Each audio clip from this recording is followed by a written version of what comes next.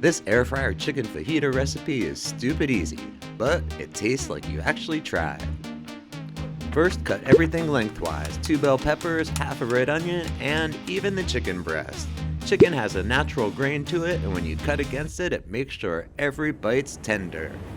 Now cut the longer strips in thirds and the shorter ones in half.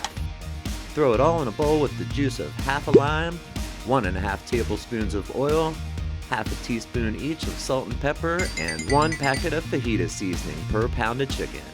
Toss it all together till everything's coated.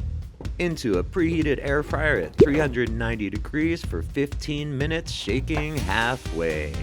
That's it. Easy, juicy, flavorful chicken fajitas ready for taco night with your favorite 90-second rice, or honestly, straight out of the basket. If you want more easy air fryer wins, hit that like and subscribe button, and as always, thanks for watching Mikey Conquers the Kitchen.